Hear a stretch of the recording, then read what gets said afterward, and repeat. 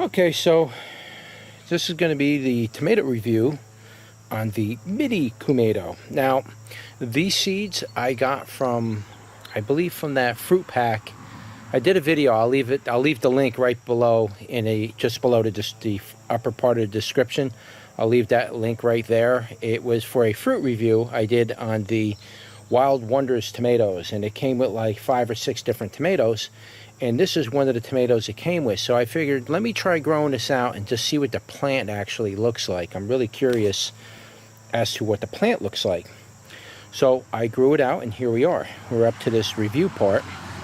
And as you can see, it's got some tomatoes on it. It's doing okay. It's doing better than some of my other plants this year. But so as far as I know, this is a Solanum lycopersicum. It might be a variant of some sort, but I do not know. It's probably a hybrid, so you have to keep that in mind. I think both versions of the Kumato is a hybrid, so you got to keep that in mind. A regular Kumato and a mini Kumato.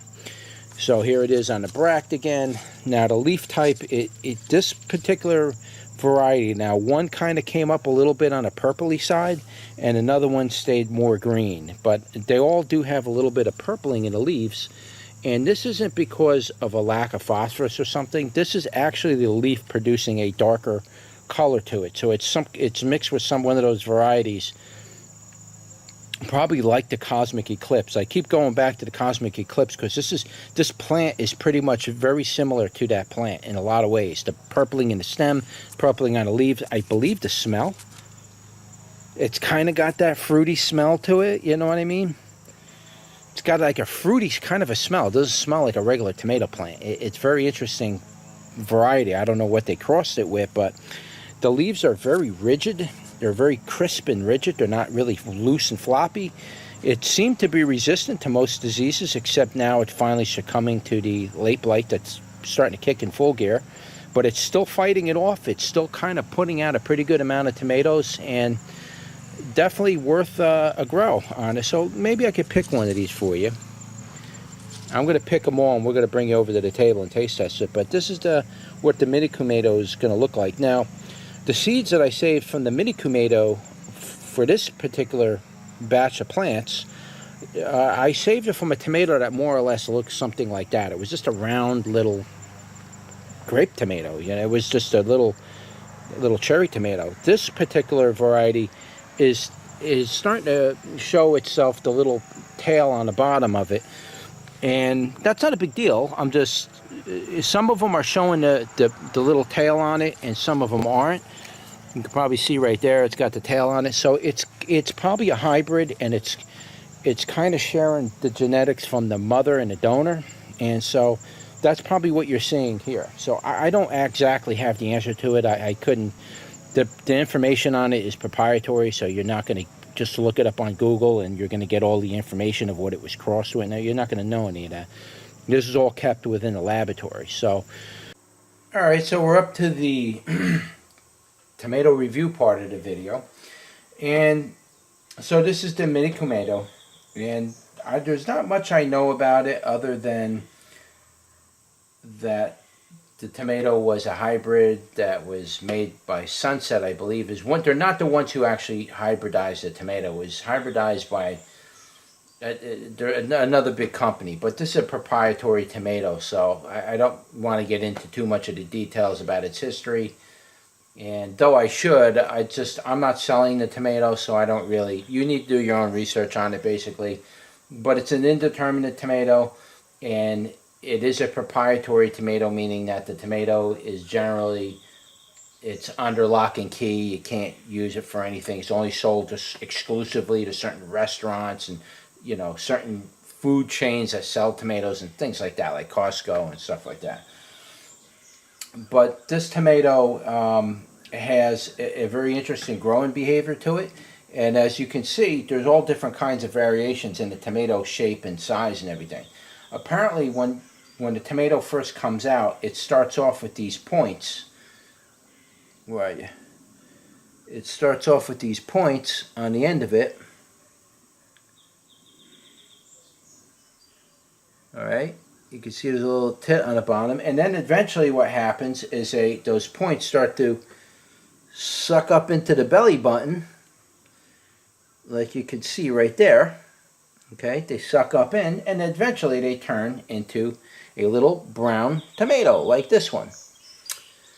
So that's all I know about the Kumato so far growing it. Now, some of the tomato shapes seem like they're going off in their own direction.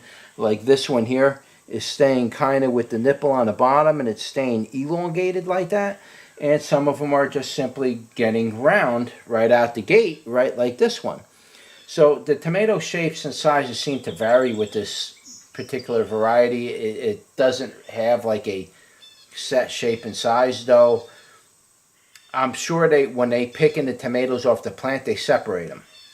And they separate the little round cherry, perfect shaped cherry ones from the ones that look like this, and they distribute them differently, though it's coming off the same plant. So why it does that, I have no idea. I'm just showing you what came off of my plant. Now, again, I'm not selling these seeds, so I can't give you a whole lot of details on its background, but if you do a little research online about the mini Kumato and you come up with something, just put it in the comments below, share it with everybody else.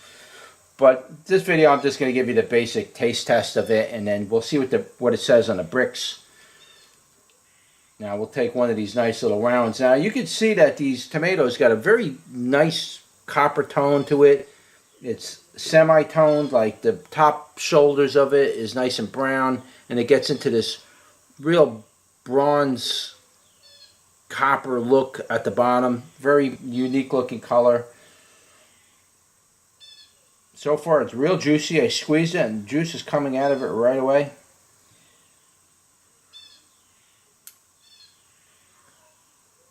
Alright, so the sweetness is very high. It says 8 on the bricks scale, so it's an 8 on the bricks. Well, the bricks doesn't lie. It's a sweet, very sweet tomato. Let me eat this other half and try to get the full flavor profile of it. Well, what I can say is it's not a perfect tomato. Tangy part is probably maybe a 30 on the tangy. Sweetness is a little higher than that. It's probably about 35, 38 on a sweetness. It's pretty high. So it's got a very nice flavor. Did I develop the flavor better than what was in the store? It's about average, maybe a little better. In the store, you got to remember those tomatoes are being force ripened most of the time. So the inside part of it seems to be a little more chalky than the other tomatoes. Like this isn't chalky at all. It's a very nice sweetness.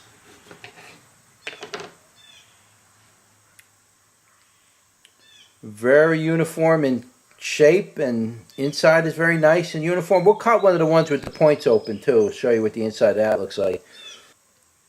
The taste is good. It's very nice. It's not a perfect tomato. Again, this ain't beating some of the other tomatoes they got growing this year. But it's not a bad tomato to grow. It's better than some of the other tomatoes that are out there.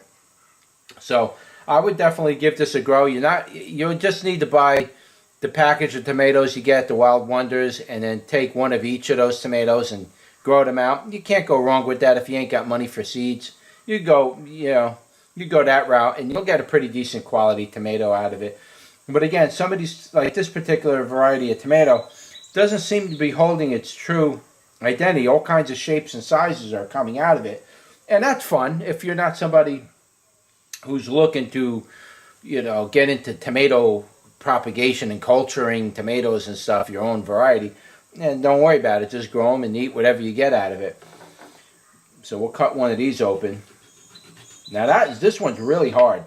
I'm led to believe these are completely unripened to the point where they need to lose this nipple on the bottom in order for them to get to this stage to taste good. That's the only thing I can think of. Let me bite that one. That's what it looks like on the inside. I don't think this one's ripened at all. That was hard like an apple almost. It was sweet though. That's the weird thing. It was sweet and it had nice tangy flavor. It was a good tomato flavor. It wasn't really dry, but it wasn't really wet or moist either. It was kind of like eating an apple almost. It's kind of like that. Just enough moisture so you don't spit it out, basically. It wasn't the best thing to eat in the world, but it was still pretty interesting. You can see over here the seeds are detached on one side of the... Where are you? See how they're not attached on one side right there? So it kind of gives you an idea that, the tomato didn't develop correctly. I'm not sure if that was the rain or what's going on with it, but this one tomato was a little bit on the rough side to eat. Interesting contrast and everything to it. The interesting thing about these tomatoes that came out of these packages, I've been eating a few of them. The Zimas and the other ones that came from Sunset.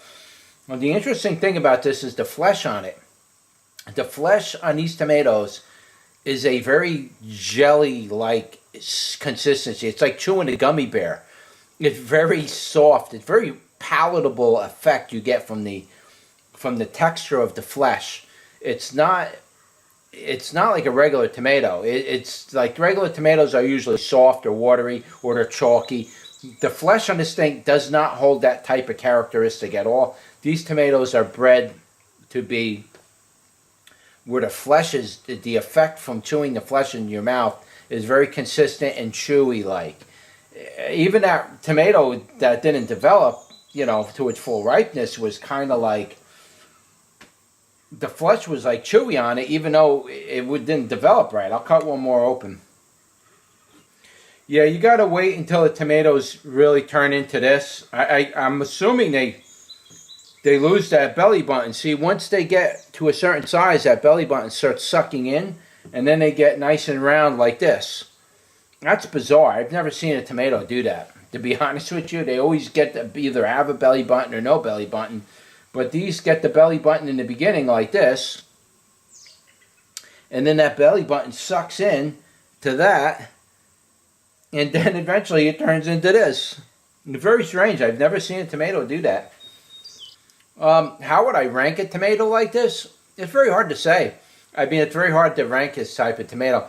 It doesn't taste that much better, per se, than what I was getting in the store. It might be a little bit tastier, might be a little bit sweeter and juicier, but not that much. You can pretty much buy them just like this in the store and get the same effect. It's not like I was able to really develop the flavor on it much better than what they already did.